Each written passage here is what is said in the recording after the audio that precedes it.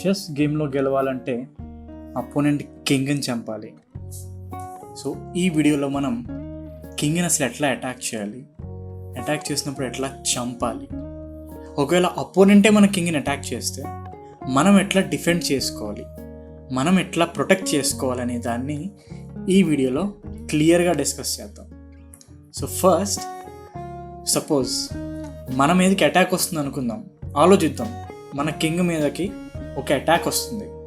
అప్పుడు మనకి 3 ways ఉంటాయి తప్పించుకోవడానికి. ఆ 3 ways ఏంటంటే, ఫస్ట్ అక్కడి నుంచి పారిపోవటం, సెకండ్ మన దగ్గర ఉన్న వాటిని అడ్డు పెట్టుకుని వాటి వెనకాల దాక్కోవటం, థర్డ్ మనమే వెళ్ళి చంపేయటం డైరెక్ట్గా. సో ఈ 3 విధాలుగా కింగ్ అనేది అటాక్ నుంచి తప్పించుకోవచ్చు. మొదటగా కింగ్ అనేది చాలా రెస్పెక్టెడ్ పీస్ చెస్లో, అందుకనే కింగ్ని మనం డైరెక్ట్గా ఒకేసారి చంపలేము. సో ఎప్పుడైతే మనం కింగ్ని చంపడానికి వెళ్తామో అప్పుడు కింగ్ ఒక వార్నింగ్ ఇస్తాము, నేను మిమ్మల్ని చంపడానికి వచ్చాను అని. అప్పుడు ఆ కింగ్ అలర్ట్ అవ్వాలి, అలర్ట్ అయ్యి పారిపోవాలి లేదా తప్పించుకోవాలి. ఆ అలర్ట్ వార్నింగ్ ఏదైతే మనం ఇస్తున్నామో దాన్ని చెస్ భాషలో చెక్ అంటాం. సో మనం ఎప్పుడైతే కింగ్ని అటాక్ చేస్తామో చెక్ అంటాం. అప్పుడు ఆ కింగ్ అలర్ట్ అయ్యి ఆ చెక్ని ఫస్ట్ డిఫెండ్ చేసుకోవాలి. ఏ మూవ్ అన్నా చేసే ముందు చెక్లో ఉంటే గనక ఆ చెక్ని ముందు చూడాలి, చెక్ నుంచి బయటకు వెళ్ళాలి. కానీ చెక్లో ఉన్నప్పుడు వేరే పీస్ కానీ ఏ అదర్ మూవ్ వేయకూడదు. సో ఇప్పుడు ఈ చెక్ అనేది ఏంటి, అసలు చెక్ నుంచి కింగ్ ఎట్లా తప్పించుకుంటుందో మనం ఈ వీడియోలో డీటెయిల్గా చూద్దాం. ఈ కింగ్ యొక్క చెక్స్ గురించి తెలుసుకునేటప్పుడు మనం ముఖ్యంగా 3 రూల్స్ గుర్తుపెట్టుకోవాలి. మొదటిది ఏంటంటే, ఒక కింగ్ ఇంకో కింగ్కి చెక్ ఇవ్వలేదు. ఎందుకంటే ఒక కింగ్ ఇంకో కింగ్కి చెక్ ఇస్తే ఇచ్చిన కింగ్ కూడా చెక్లో ఉంటుంది కదా ఆటోమేటిక్గా. సో ఆ విధంగా 2 కింగ్స్ ఒకదానికొకటి చెక్ ఇవ్వలేవు. సెకండ్ది, ఒక కింగ్ కనుక చెక్లో ఉంటే, అంటే కింగ్ ఆ వార్నింగ్ ఇస్తే ఫస్ట్ కింగ్ అనేది ఆ చెక్ నుంచి తప్పించుకోవాలి.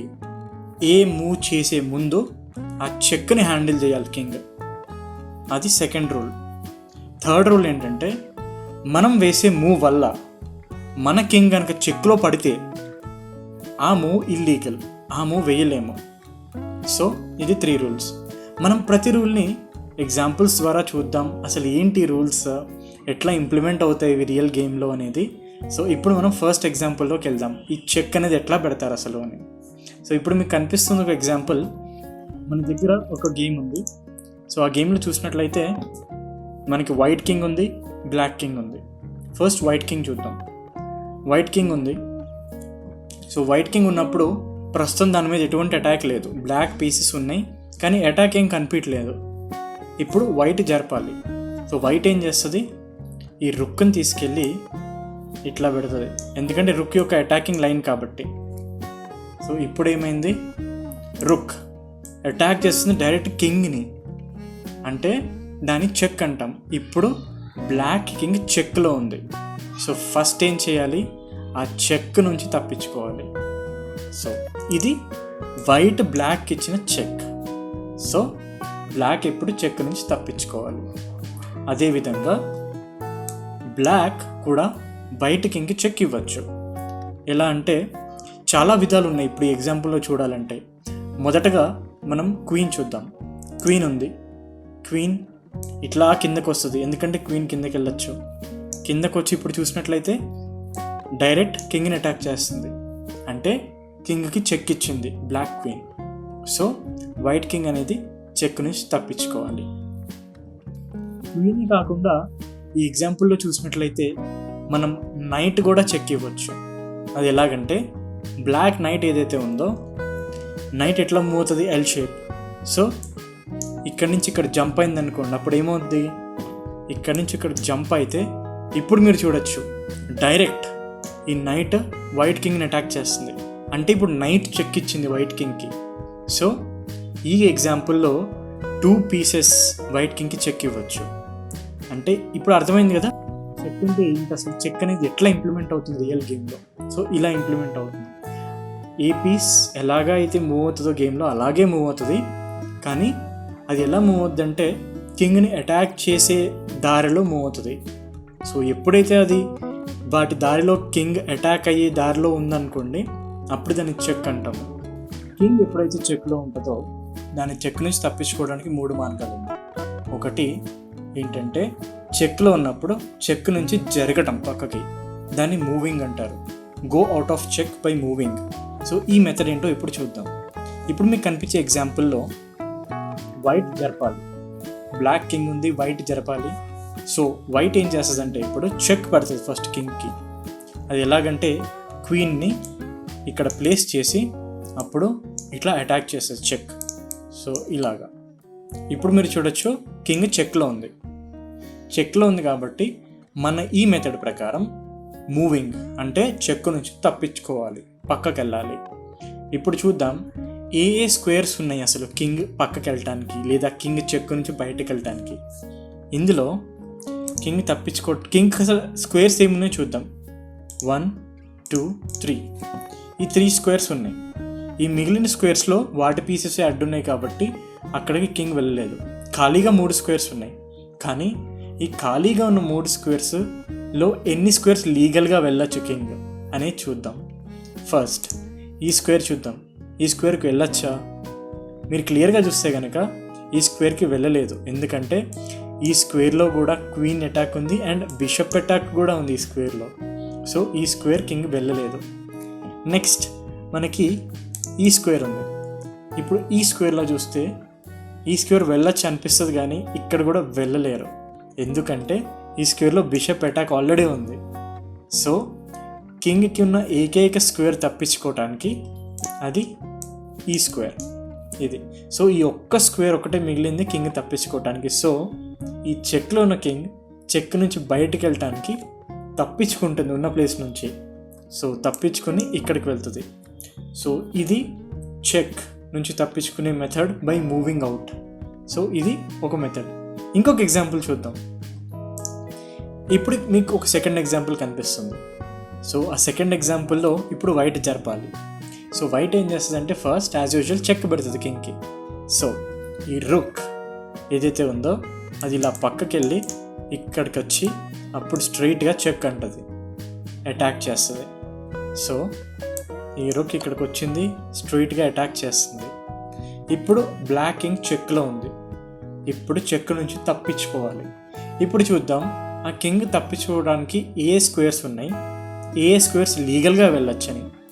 ఇప్పుడు చూసినట్లయితే కింగ్కి 1 2 ఈ 2 స్క్వేర్సే ఉన్నాయి తప్పించుకోవడానికి. ఎందుకంటే కింగ్ ఒక స్టెప్ వేస్తుంది కాబట్టి 2 స్క్వేర్సే ఉన్నాయి తప్పించుకోవడానికి. ఈ 3 స్క్వేర్స్ ఏవైతే ఉన్నాయో ఇది ఇది ఇది అవి ఆక్యుపైడ్. బ్లాకే వాటి పీసెస్ని బ్లాక్ చేస్తుంది కాబట్టి ఆ స్క్వేర్స్కి కింగ్ వెళ్ళలేదు. సో ఖాళీగా 2 స్క్వేర్సే మిగిలినాయి. అవి ఏంటంటే ఇది ఇది. ఇప్పుడు ఈ 2 స్క్వేర్స్ మిగిలినాయి కదా, ఏ స్క్వేర్స్ లీగల్ అనేది చూద్దాం. ఫస్ట్ మనం ఈ స్క్వేర్ తీసుకుందాం. కింగ్ ఇలా ముందుకి రాగలుగుతుందా ఒకసారి ఆలోచించండి.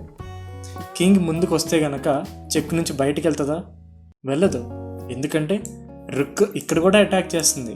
రుక్ అటాక్ ఈ అన్ని స్క్వేర్స్లో ఉంటుంది కాబట్టి కింగ్ అనేది ఈ స్క్వేర్లోకి రాలేదు, అసలు రాలేదు.